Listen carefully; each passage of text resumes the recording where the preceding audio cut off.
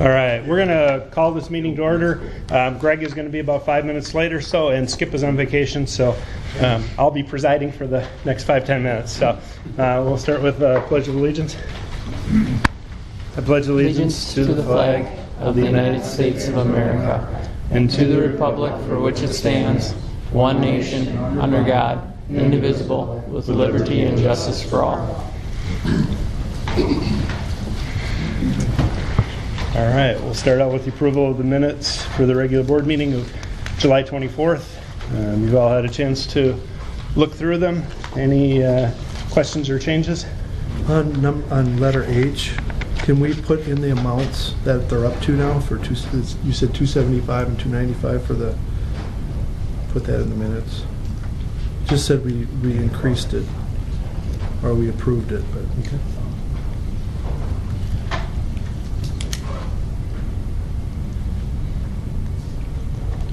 Any others? I move to approve with the additions stated. Second? All in favor, signify by saying aye. Aye. Aye. All opposed? Motion carries. Now we go on to the approval of the general fund vouchers 74906 through 74939. Wire transfers 171-80035 through 171-80054, and the activity fund vouchers 2897 through 2907. I move to approve. Second. Any discussion? All in favor of approving the general fund vouchers and wire transfers as stated, please signify by saying aye. Aye. Aye. Any opposed? Motion carries. Public comments. Anyone? Public comments tonight? All right. Seeing none, we'll move on to new business. Review of the Veterans Memorial. Okay, Mr. and Mrs. Doug and Virginia Cahill have come in and to present, so I'll turn it over to these individuals to present. Okay. Thank you. May we stand when we do You this? may. Yeah, okay. Well, we're certainly honored that the school board has allowed us to come before you tonight. We are here representing not only the Clear Lake Veterans Memorial, but all the veterans of America and the people of the United States of America. We have before us a proposed program that we would like to present, permitting the Clear Lake schools to be part of this program.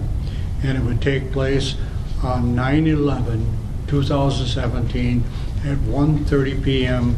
in the afternoon at the Veterans Memorial, weather permitting.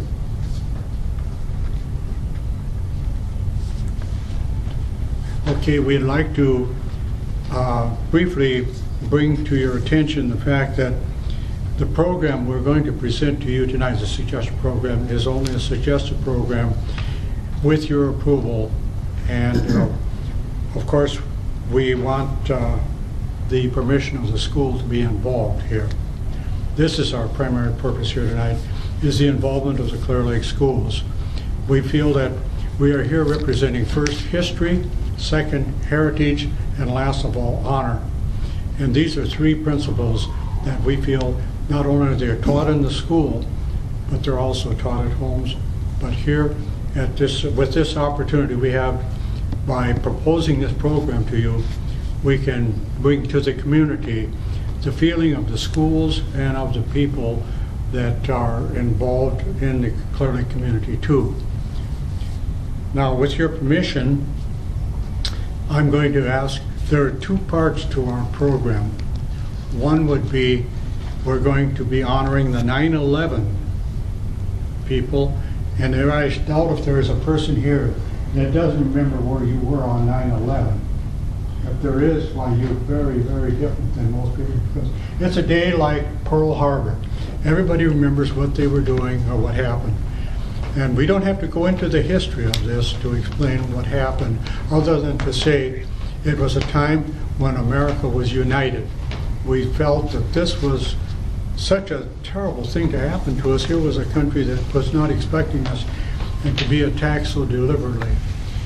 So what we have proposed to do here, we want to involve all the community in honoring what happened that day. We are proposing that we involve our police, our fire departments, our EMTs, and the Scouts, the American Legion, the VFW, veterans, and the citizens at large. We don't want to leave anyone out. We want to make sure that the people of Clear Lake and of the community at large realize that this is a day which, like in my mind, will never be forgotten. And we're trying to instill into everyone the value of this day. So that's one part of the program, the meeting of 9/11. As a matter of fact, how many of you know that it's actually called Patriots Day? Any of you know that? 9/11, okay, good. 9/11 is actually Patriots Day. And the reason we chose this day is because we thought there is probably no greater tribute we can pay to the history of our country than the patriots who fought for our freedom back in the Revolutionary War. Okay, have I left anything out so far, dear? No, you're doing great. Okay, the second part, I need some prompting as we go on here. The second part of our program, I have to take a deep breath here because Clear Lake has had the honor bestowed upon it by the Wisconsin Historical Society of placing a marker in our Veterans Memorial honoring an event that happened so many years ago that none of us were around at that time. But the name of this event was called Bounty Land. And we're going to get to an explanation of what Bounty Land was and why its significance. My wife here at this moment would like to just read a brief thing about Bounty Land, with your permission. On April 17th of this year, the Wisconsin Historical Society, which by the way is one of the largest in the United States. It is the largest. It is the largest. Granted Clear Lake Veterans Memorial official permission to erect a historical marker. This 24 by 36 raised aluminum lettering sign is currently in storage. It should be noted that this marker is only one of the very few that will be here in Polk County at this time. To meet the Wisconsin Historical Society criteria for erecting this kind of a marker, you really work at it. I've never corrected and re-corrected so many things thinking that we had it all correct on the information that we had sent to them, and they said, yeah, but it needs to be this, this, and this in order to meet our high standards. The Clear Lake, what it would be called the Bounty Land National Anthem, finally did meet this requirements. And as far as we can research at this time, we can find no other marker in the United States that will have this title of being Bounty Land Marker. And I think Clear Lake will be and should be very proud of this honor that is being bestowed upon the Clear Lake Village, the memorial, and the citizens of Clear Lake area. Do you want to explain a little bit about the Bounty Land a little bit? You're doing well there. Keep it up. Okay. Well, the Bounty Land came about because of a gentleman who was a veteran of the War of 1812. And in his doing this, he served our country very faithfully for 5 years. Later on, he decided that he wanted to take advantage of what the government was offering the veterans at this time. I am sure all of you are familiar with the GI Bill that has been in existence for a number of years. Well, at that time, they had what was called warrants. And because the United States was kind of a wilderness, the government said, well, we'll give you some land, you know. And so this is what this Thomas Tone did at this time. he decided, after he'd been out of the service for some time, to apply for a warrant. And he was granted 126 acres out here where our cemetery is located. And in doing so, it is a very privileged concept that we have one of those warrants here in Clare Lake. Now, at this time, Clare Lake was a wilderness. I mean, no one knew it was Clare. It wasn't even called Clare Lake at that time. It was just a wilderness out here where they did about lumbering and everything else that was going on, but it wasn't really anything at that time as far as the names were concerned. And so consequently, he purchased it. He kept it for 5 years, and he passed. No, he just got it. He just got it. Okay. Okay. And then he decided to pass it on to someone else. But nevertheless, he was the first original owner of this land. And consequently, the Wisconsin Historical Society considered this a very historical event in the history of the United States, that this did happen here in Wisconsin. And so consequently, and we did a lot of research on this when we first had the opportunity of purchasing, or I would just say getting the quick claim deed from the village of Clare Lake. We went through a lot of effort to find out who exactly were the owners of the Clare Lake Cemetery. And finally finding out, we discovered that there was a gentleman by the name of Private Thomas Tone. And he had done it at that time. The only place he could do this, not it was up at Balsam Lake, but it was at Hudson, Wisconsin, because that was the place in which the actual warrant has and is still kept there to this day. We took and we copied that warrant, and that is what you see out of that gray monument that is in the cemetery, in the Veterans Memorial at this time.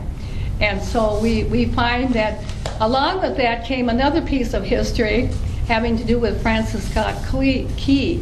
And he too, during the War of 1812, became so enthralled with what was happening that he was inspired to actually write what we have today, the Star-Spangled Banner. So putting that all together creates quite a history here in Clare Lake, and we are very proud and honored to have this marker at the Clare Lakes Veterans Memorial. Excellent, Virginia. I couldn't have done better.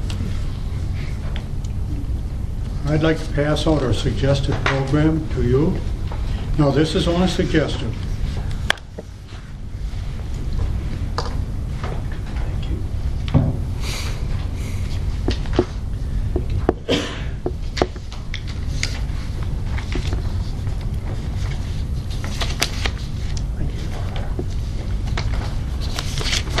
Thanks, Doug. You're welcome. Thank you, sir.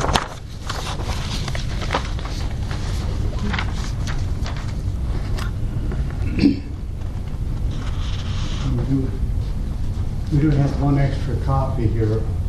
If you'd like to pass around, Sheriff. Wait a minute. I have two extra copies. Beg your pardon.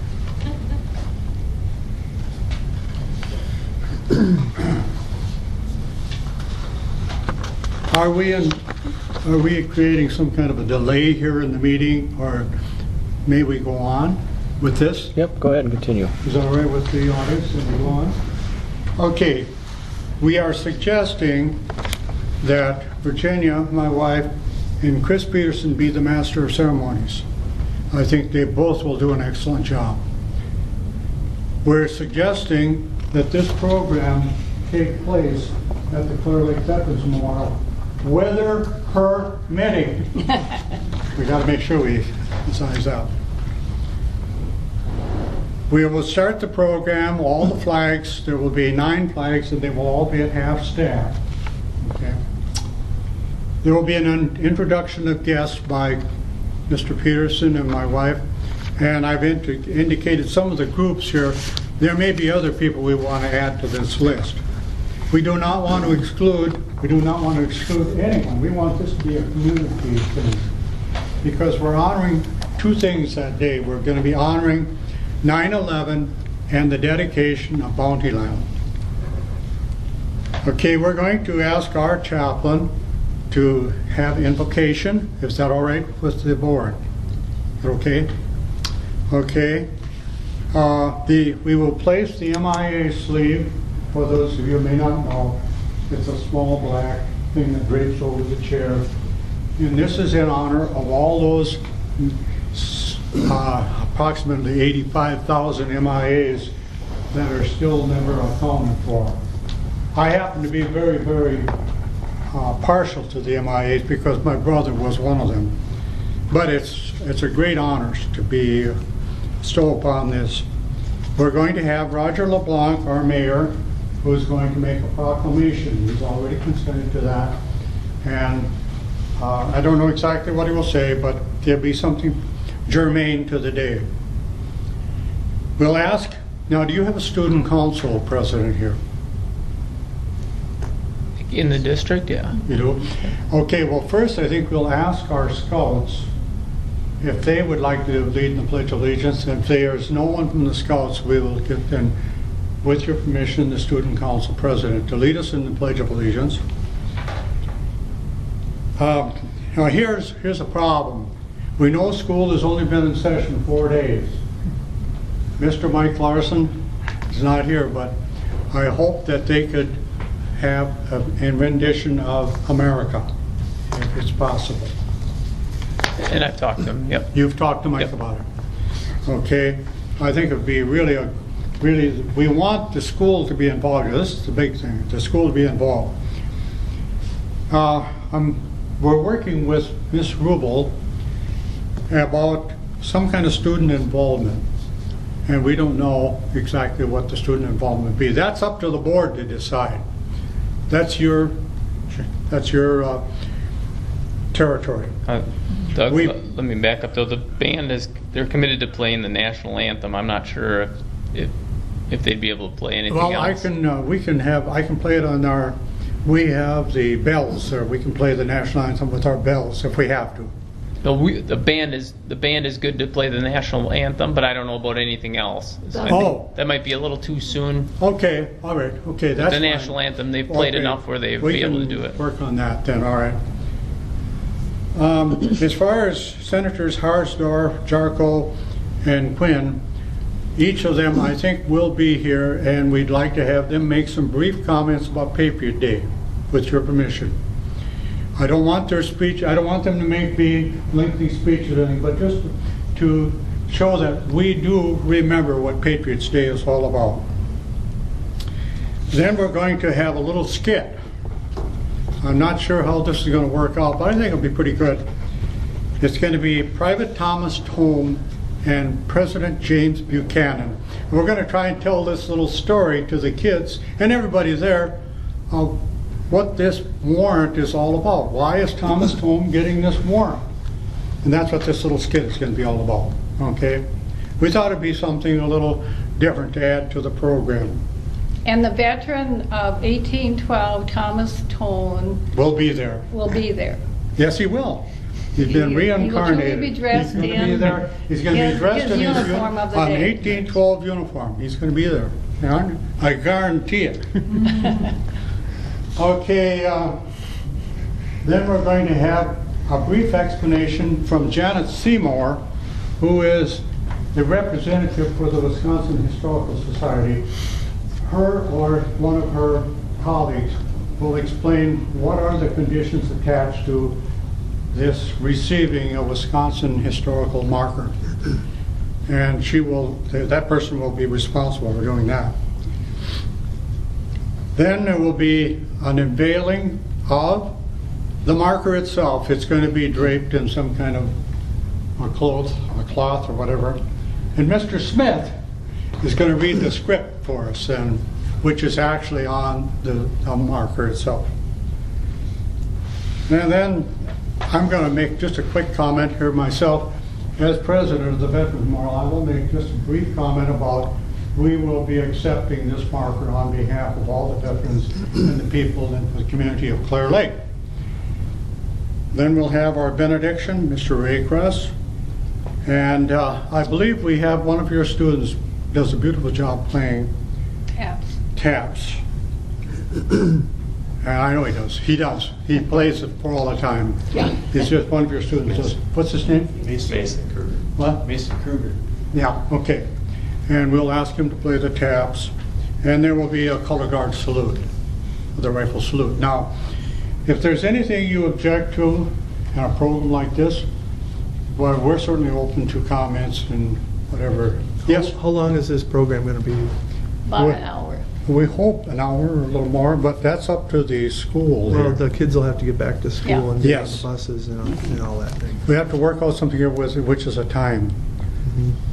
So we thought if we started, I spoke with the superintendent here about how much time he thought this would need, and we thought no less than an hour. What time are your students dismissed? 3:15 at the elementary school, so. Okay. So, and I guess the rest is up to you.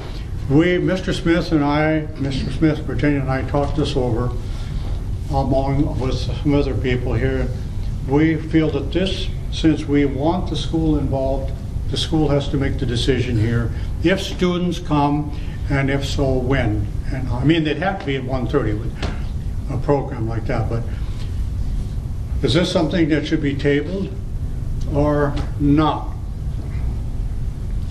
We desire the school to be here, okay? No, I don't think We it needs to be. we're not setting any kind of who or anything else. Yeah, we're kind of going into it, Doug, as this is your guys' deal, and we're just going to kind of come to observe, and obviously we're going to have students that are a part of it, like the high school band, but we've talked to Mr. Larson. He's committed to bring the band over to play the national anthem, and then Mr. Peterson and I and Mr. Gills have talked about what age groups we're going to have some of the elementary kids bust over, and at the high school level, Mrs. Rubel and Mr. Crawford's class possibly coming over to be a part of it as That's well. kind of what we thought too. So, and then we had- didn't feel that kindergarten through maybe fourth grade, it's not that these children don't understand, but there has to be a limit here someplace of what is possible, what isn't. Now, what would you feel would be possible for the number of students that could be brought over? What grades? Well, I think he already addressed that as to what he Yeah, said. I think we're looking at about 2 grades from the elementary, so ballpark about 80, and then at the high school, 2 grades as well, or 2 classes, I'm sorry. So 40, Okay. 50 range. So we'll leave that, Does that sound? we'll just leave that part out, and you folks will Yeah. decide. As far as the number, yeah, I mean, Right, we can plan that. As far as the timing goes, I mean, like I said, we'd be kind of coming to this as your deal, so we'd get out. I think we talked like the 1:15 Yeah. range right after that second lunch, bus the kids over, and obviously we wouldn't want to be rude, but if this went longer, we'd have to get all the kids on the bus, even if the presentation didn't finish, just to get them back No. here and bus to go One home. of the problems you're going to have here is if we do so let's say we have 200 or 300 people, we need seating. So I did speak to the fire department and asked if they would be willing, with your permission, to use the bleachers, and then they would bring the bleachers back the Yeah. next day or whenever. Is this okay? Yep, we'd be fine with that. And we had talked about that. Also, we have, the Veterans Memorial owns 50 chairs, and I think it would be nice if we did have some chairs out there besides the 50. So maybe we could work out a committee here where we could get some additional chairs. Not everyone wants to sit on the bleachers. I don't have any idea how many people are coming here, other than we hope that the school will be there. Yep. And we want all of these groups, like the police and the fire department and And all EMT. our organizations here in Clear Lake. The we'll be Lions, yeah, notifying we're not trying to leave anybody out. I just made this up as a quick list here. Doug, Yes, Wade. you might want to add here that it's tough for the school to get their students involved, not knowing what the weather's going to be. Yeah. And so therefore, the easiest route, of course, is to just plan to have it indoors. Except it is doesn't meet the criteria that we would like to see, and that is getting our memorial out in sight, plain sight, for all the citizens to see and to see how it's used. But I think we have to look at the reality of the situation too. With all the students we're talking about, if the weather is not very good, and we might have to change our plans. That's possible. We're very flexible. Yeah, we will work, So it's kind of putting you people on the spot to, is it going to be inside where the public is invited? Is it going to be the students there, and so forth? But that's something that I think we have to look at. Yeah. And I the think public is, of course, invited regardless. And I think with a 1 o'clock start, that helps, that helps us make a decision Right. throughout the day, whether, if the weather's. Okay, very good. But I guess what I'm saying is there has to be a plan B ready to Yeah. move. Right. Moment's I notice. agree. We're willing to work with you.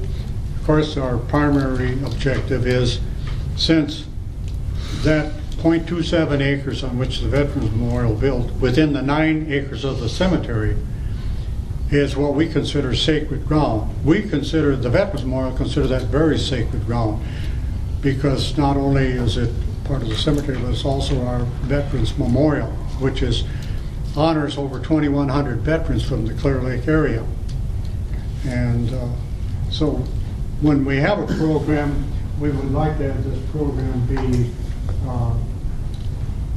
the primary location would be the Veterans Memorial. Now, would busing be a problem? No, busing wouldn't be an issue. Okay. I won't say any more. Josh, is this something that needs board approval? Nope. Okay. This Then- is just a, yeah. Okay, then Yeah. I would say it's in your guys' hands, and Sounds good. I think we'd all be in agreement this is a great opportunity, but Yeah. That's kind You of guys how work we, it through the and- school, we felt this would be a Shall we great go ahead with opportunity. plans as suggested? Yeah, We but, will but be just working knowing, with you, of yeah, course. and just knowing that this is your plan and we're kind of just going to be participants in it. Well, we want the teachers and the administration and the school board here, the ones that make the decision as far as the students. And the students are the focal part of this. This is what this is all about. This is teaching history to our students. Yeah. That's what this is all about. And I think we're all It in is- support of that. That's our primary goal, is to teach history, heritage, and honor. The 3 H's. Okay. At this time, I'd like to present to you a souvenir from the Veterans Memorial. thank you. Thank you, Virginia. Is there any questions from the audience?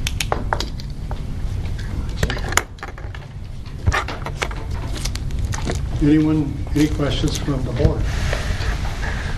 That's wonderful. Thank you how very about- much for Thank letting us be a part of your meeting tonight. Agenda, right. We will try to do the best we can to make this a day that Clear Lake will remember. We will do our very best. Well, thank you for that. Thank you. Okay. So then, we'll just leave it in you guys' hands, like Pete had mentioned, and we'll move on with our agenda items. The next one being the approval of the acceptance use policy. Okay, Mrs. Meyer has come in to present, so the AUP is in the board packet, so it's in there. So it's right We're after the here- summary. Yeah, I'm here tonight to show you the AUP. As parents of students in our district, you have signed this probably every year your child has been in school. The AUP is not something that we made up. It's something that we are legally obligated to have to protect our students. For those of you who don't know, it's a technology acceptable and use and internet safety policy. This year, we have added under the third page, under D, the use of school email. Last year, we changed to Gmail, and so therefore we're implementing more of the G Suite apps. Gmail is just a part of it. There's apps, docs, classroom, all that stuff. So we thought to help the parents with one less paper to sign, we've included this a description of the email on there. And then when you agree that your child is going to follow the rules of the network and the internet, we have also included email on there. So it's basically putting the two together as in one document to help parents and help students and help the office staff not have to track down one more piece of paper. So we're just here for your approval of the addition for Gmail. Okay. Can I ask a question? Yeah. On number 9A, the permission to bring electronic devices must be obtained in advance. What does that look like now? Well, we do have, my mind is blank, but we do have a form where they can bring their own device. Bring your own device, basically, it's a slip that they fill out, they bring it to school. Basically saying the school is not responsible for your equipment, but you will still follow our AUP rules. Okay. Nick, at the high school level, what does that look like? Does that always get approved, or how does that look? Students bring that in and ask them to use the Yeah. network, Yeah. unless they give us some reason to not. Okay. If I remember correctly, we report the individual electronic device ISM, is that right? We haven't had any issues with students bringing in their own. Maybe a handful of students have chose to do it. Okay. And the filter is still filtered for Right. their, Yep. their Yeah. Wi-Fi access. Right. Okay. I remember when we made it, we actually hoped that more students would bring their own devices, and not as many have as we had hoped at the time. So. And if I can interject, I think right now, currently, I think it's not being used the way it was intended. I think right now, kids are using it so they don't use their own data. You know, they're not pulling from their own data plan Right. rather than, in classrooms accessing technology. I don't think we're at that point yet. And mobile phones is not included in this. I mean, we've allowed, that was about 2009 or 10 when we started allowing kids to have their mobile phones, so that they don't have to get permission for their mobile phones. This was more intended to be like, an iPad or a laptop or something like that they brought. So if in a class when there's work time, a student, if they had permission, could just pull out their laptop and use that? Okay. Excellent. All right, just wanted to clarify that. Thanks. Yeah. Okay. Okay. Well, then I will entertain a motion to approve the acceptance use policy. I'll make the motion that we accept. I'll second. It's been properly moved and seconded to approve the acceptance use policy. All those in favor signify by saying aye. Aye. All opposed? Motion passes. And we'll move on to the approval of special education hire. Okay, Candace Lee McHugh has been selected by the interview committee for the special education position at the elementary building that is replacing Ms. Paula Johnson. Can you tell us a little bit about her, Josh? Or? She is from the Clayton School District, the Clayton area, lives in the Clayton area, and has some experience in the education, mostly substitute teaching, a long-term substitute position, and is working towards a special ed licensure. Special education degree. She had some special ed full-time teaching experience in a nearby district, Glenwood City years ago, and then she and her husband, not to get into much of their personal story, but I'm sure she wouldn't mind us sharing. She would share this, but her husband had taken another position in another part of the state, and then they relocated back to this area a couple of years ago. And like Mr. Ernst said, she'd been doing some long-term substitute teaching in nearby, including Clayton, and so she is a licensed special ed teacher. So. Good. And we're very excited to bring her on board. Did you end up getting several applicants? I know you were having trouble at one time. Pleasantly surprised with the number of applicants Good. that we did get. Yep. For this particular one. Good. Well, good. Then I'll entertain a motion to approve our special education hire. So moved. Second. It's been properly moved and seconded that we approve our special education hire, Candace McHugh. who is Candace McHugh. All in favor signify by saying aye. Aye. All opposed? Motion passes. Then we'll move on to our approval of the bus driver manual. Okay. In the packet, you'll see the 2017-2018 bus drivers manual. There really haven't been any changes to it other than the addition of the 2 new hires who were with us last year, and then the dates Okay, then I'll entertain a motion to approve bus driver manual. I'll make that motion. approve. Oops, sorry, go ahead. Second? It's been properly moved and seconded to approve the bus driver's manual. All those in favor signify by saying aye. Aye. All opposed? Motion passes. Then we'll move on to our elementary staff manual. And then Mr. Peterson's going to present on that. I did bring full copies, if anyone wants a full copy of the I guess since I have four, I might as well do four members here. And then, more importantly than that, just a summary. Again, this is one of those years where not really any significant changes in policy, other than, of course, we updated the names and dates and things like that, new staff and things like that. There's basically just three changes in here. The first one is on page 8. Just added a little bit of language into both. Well, you'll see it in Mr. Gillis's handbooks. It just talks about in there the workday being 8 to 4. This is standard stuff. The highlighted part is the new language. It just says how we have we have monthly staff meetings, and they do oftentimes extend beyond 4 o'clock.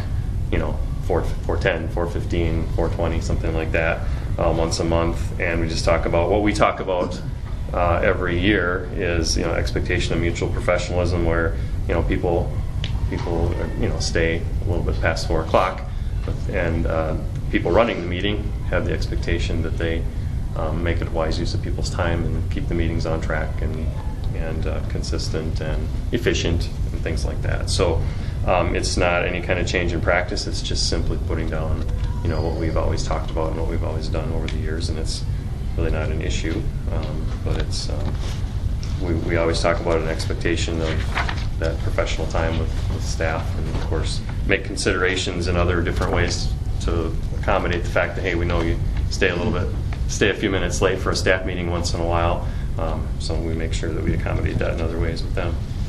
And just talking about how we typically have committee meetings after school is when they typically happen, and again, they may run past 4 o'clock. So again, it's not any kind of change in what we currently do, it's just kind of having it written down so it's more accurate in here.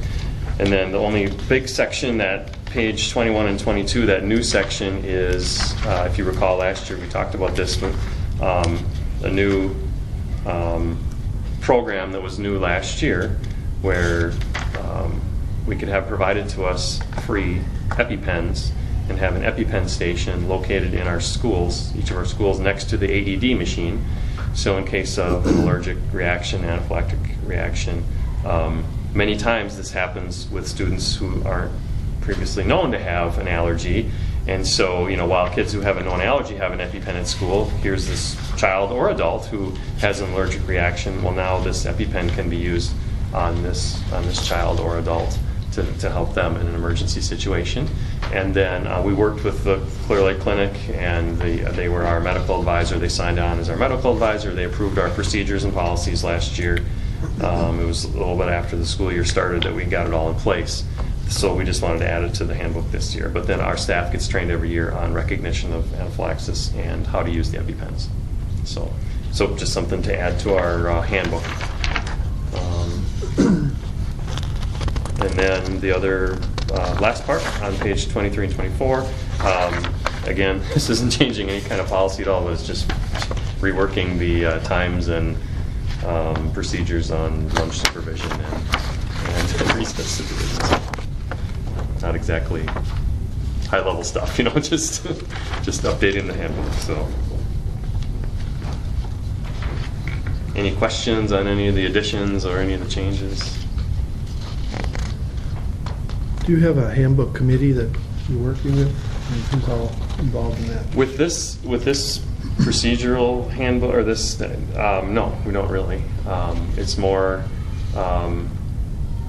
as needed. In years past we have, like if we do, like I should say, like for example, the EpiPen thing, yeah, we had a team of people that worked on that.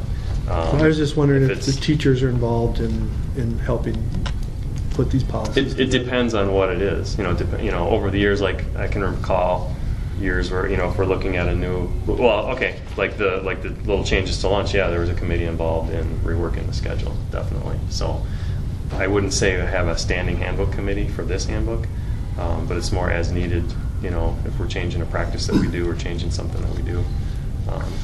There's usually been some input. So this is just one that's been kind of handed down for years, over the years? Yeah.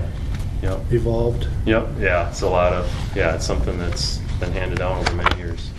And just every summer, this is sort of the checkups. You go through it and you just look through and you look for things that are obsolete, and you look for things that, hey, we really, this isn't accurate. Or more accurately, what happens is during the school year, things will pop up and we say, well, let's look in the handbook, or we realize, oh, you know what, it's not in the handbook, and we just kind of keep a running list going all the time, and then summer comes and we say, yeah, yep, that's one of those things we were going to add to the handbook. So that's kind of how the process goes. So, good question.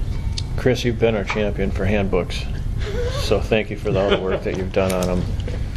All right. I hope that's a compliment. I don't know. Yeah, it is. You put a lot of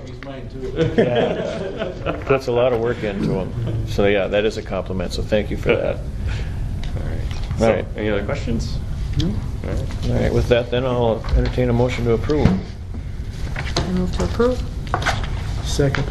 It's been properly moved and seconded to approve the elementary staff handbook. All in favor signify by saying aye. Aye. All opposed? Motion passes. And then we'll move on to our high school staff manual. Mr. Gill is going to present on that. Sure. I've got, similar to Mr. Peterson, I've got a copy for you. Yep.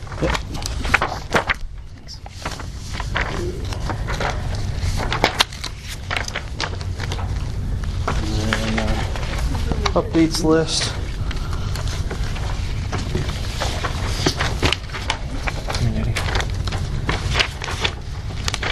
I just kind of noted on there what page it would be on.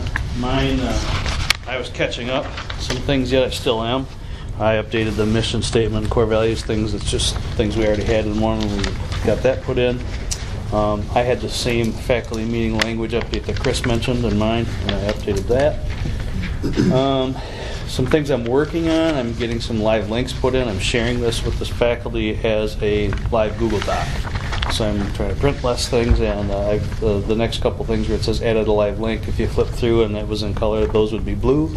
So if a staff member was reviewing or looking through their handbook, they could click on it, it would take them right to that lesson plan template or sub-plan template that I created to use. I created a Google form for early leave request. We had been doing a 3-ring binder, kind of a sign-out thing in the office. Now it's a Google form where it just does an approval loop with me, and then it's documented. I also added the same EpiPen language that Mr. Peterson shared, and we're going to make some hard copies and laminate them and stick them in the EpiPen boxes as well in the building. One of the things that I've been working on around this building is creating independent study, a more structured environment for to work within when students want to do an independent study. Say, for example, they've taken all the 8 classes under dairy science and they want to extend that further, and they want to do an independent semester study on something related to dairy science that goes above and beyond the curriculum that we've already offered.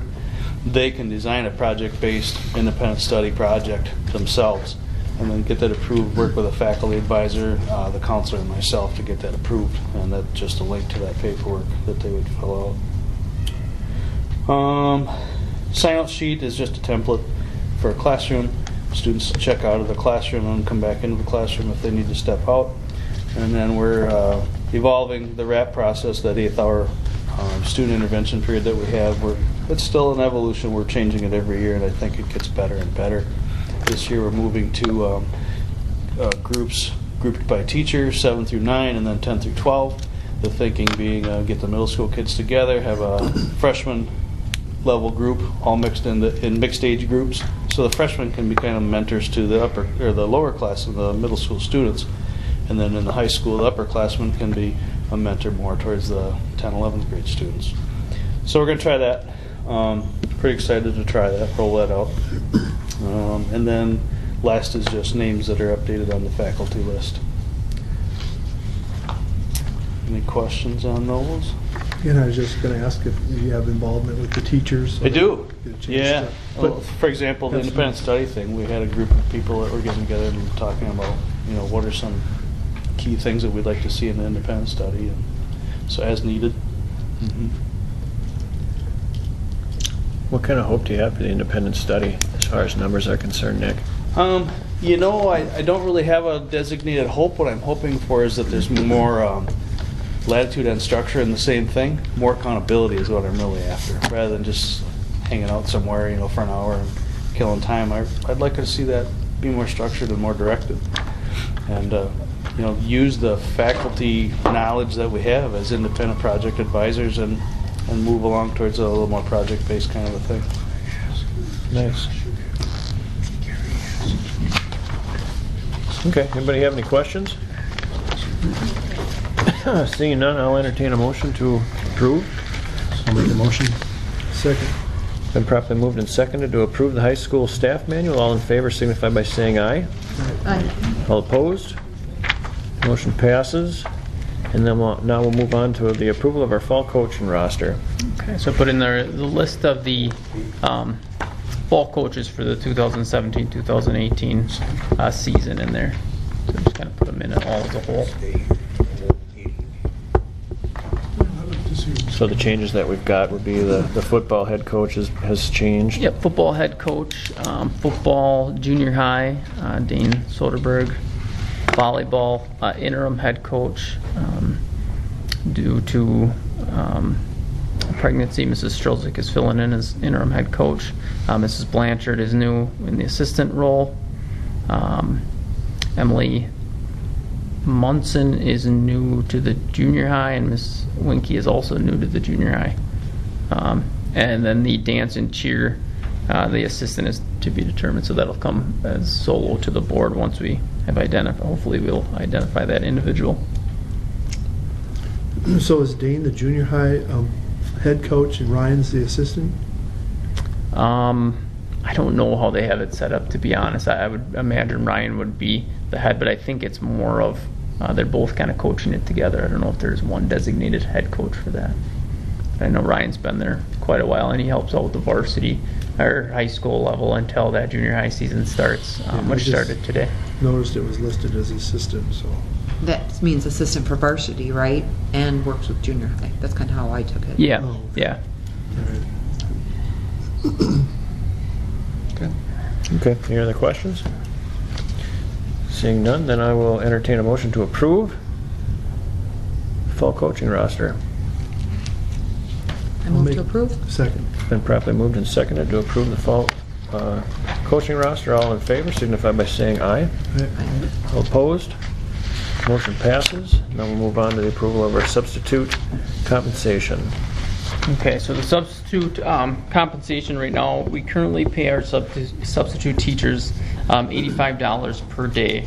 I sent the survey out to all the CESA schools, and out of the 36 schools in the CESA 11, the average daily pay is $98. And there's also, depending on the school,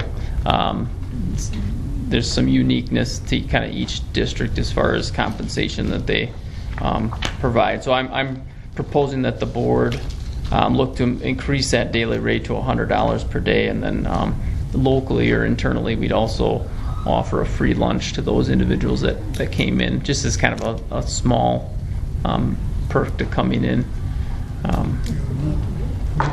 And there were a couple districts, I think 2 in CESA, that did that, and I thought it was kind of a nice, kind of a unique perk. And to be honest, we have such a great kitchen staff and great meals. I thought it'd be nice to throw that out there. So again, the average pay right now is $98. It's most schools are right in that range. So I'd like to be kind of competitive. We've struggled in both buildings, and I think we're going to continue to struggle. If you look at our substitute teachers, we really don't have a whole lot of, I guess for lack of better terms, true substitute teachers. Most of them are retired teachers that are coming back to sub, and then we have also some substitute teachers, and they really do a nice job. I think that's one of the most difficult jobs, having done it myself, to walk into a environment that you're not comfortable with, familiar with, I guess I should say, and to pull off a lesson plan that sometimes is hard to interpret at times, and to do it and then to come back after you've done it is not easy to find individuals that do that. So, and last year we had, there's within CISA we had I think the Teach grant and some other things that were pulling staff out of the building, which created a need for subs, and there was a shortage of subs as well. So, Okay. Anybody have any comments or questions? It's much needed. Yeah. I've talked to a lot of subs that say we'll go to other places because we just can't. We can get more someplace else. Yeah. I'll make a motion that we accept the $100 plus the free lunch. Second that. Been properly moved and seconded that we approve the substitute compensation from $85 to $100 and a free lunch. All those in favor signify by saying aye. All opposed? Motion passes. Now we'll move on to our old business, review of board policy update. Okay, so I threw that one on there. I know we've talked about it a lot. I guess today what I'm proposing is that the board entertain a motion to allow me to move forward with working with Neola. I really think it's one of the most important decisions that you as a board and then myself will be a part of. I think it's the foundation of what your district sits on. I think everybody's in agreement that the policies need to be reviewed, like in every district, and I would like them to be reviewed through, an organization that hires attorneys to actually look at the verbiage, so we don't have any pitfalls. And I know we've kind of tossed different ideas and options out there, and I've even kind of bounced between what I've wanted to do, but I'd like to move forward with Neola. Coming the annual meeting, I have budgeted some extra money into the board's budget specifically for this, so we will have the money that we could allocate towards that. It's about a year-long process, a little over a year, where they bring in an individual, work with me to go through the policies, and then those policies ultimately go to the board for your final approval. So it's a lot. It's pretty streamlined as far as how they kind of roll it out. It's not a huge committee, and you're not fumbling through a bunch of policies. They look at your current policies, and they first let me back up. They first go through all of the policies that are mandated that we have to have, and kind of go through that, and then they kind of go through the district policies and see if we need to update any, or if we need to remove some. And then not only that, they keep you updated on an annual basis with any updates that come along the way. Was it Neola and WSB, or just No. one or the other? Yeah, or I probably should have put or, because we talked about Neola and the WASB two options. Yeah. I lean more towards Neola. I feel like they come in and do guide you through it. It seems like a little bit more. Many districts are going with Neola. WASB, there's a lot of interpreting other districts or other policies. As long as you feel like we've got the budget to do it, I'd definitely be in support. I think it's a huge task, and it would take us a lot more than a year if we were going to do it ourselves. And then once you're done with it, it'll be some of it's going to be obsolete. Yeah, Or, and they keep updating. Yep. Okay. Any other discussion? All right. Then Can we approve this now, or do we need to make it new business next time? No, you could go ahead and approve it. We've been talking about it for a while. Yeah. Let's go ahead and do it. I'll move to entertain a approve. motion. I'll second. It's been properly moved and seconded to direct our administrator to bring us down the Neola Road. All those in favor signify by saying aye. Right. All opposed? Motion passes. Now we'll move on to our superintendent notes. Mr. Joshua Ernst. Okay. As you can tell, both buildings, especially at the high school here, it just has a different feel. There's a lot of staff around. There's kids everywhere from the moment we walk in till the moment we leave, with this fall sports season's underway. Football began on the 1st. They had their first scrimmage last Friday. That went well. There was, I think, 6 teams there. practice began today for volleyball, junior high football, which you could hear the noise in the hallway, and then cross country. And then we have also, I have a couple things just with schools going to be in session soon, so we just I've just brought these in for you guys to see what got mailed home to all the families in the district, and then what got mailed to all the I should probably look at names on that one. Yeah, that one there.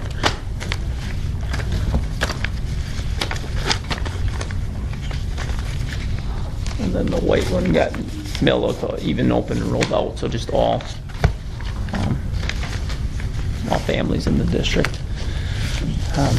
So if you have kids in the district, you know your teachers, your kids' teachers by now. So I know in my own household, the kids were excited to hear who their teachers were, and we're going to be up and running soon. So just some upcoming events we have starting up here. We have a home football game, our first opener on the 18th this Friday against Cameron. Next week volleyball opens up with at Elmwood, and then they go to an invitational in Onalaska on the 23rd and 24th.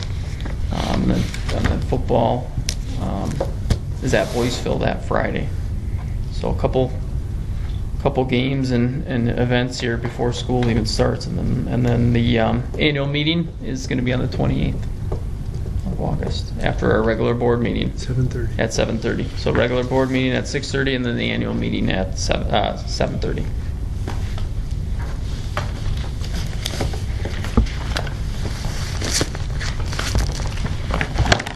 Calendars also got mailed out. So if you got them, you get an extra one. If you didn't, yeah.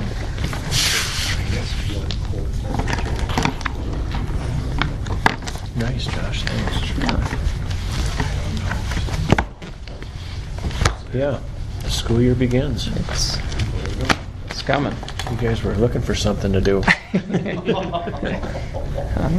And then in service for all staff or for teachers on the 30th and 31st here in August. And then just a reminder to anybody listening that the elementary is hosting the first open house on the 5th, and then for the elementary, then the kids will begin on the 6th. For the high school, all kids begin on the 5th. Yeah, where did summer go? Mm-hmm. Okay, anything else, Mr. Ernst? Nope, I think that's it. All right, then we'll move on to our future agenda items. Anybody have anything that we want to talk about, our future agendas? Mine will be review of the annual meeting. Okay. Then it's my honor to thank you guys for coming to our meeting. Well, thank you. And then we're going to move on to our contemplated closed session. So if you guys want to... Which we don't actually have. Oh, we don't? We don't Yep. have to We really didn't go move into it. into it with the flood hire, so we're good Oh, to okay. adjourn. Closed session. Well, then you guys will get to stick around for our next item of business, which is our adjournment. I'll entertain a motion. Second. Been properly moved and seconded that we adjourn. All those in favor signify by saying aye. Aye. All opposed? Motion passes. We are adjourned. Okay. Thank you, you guys.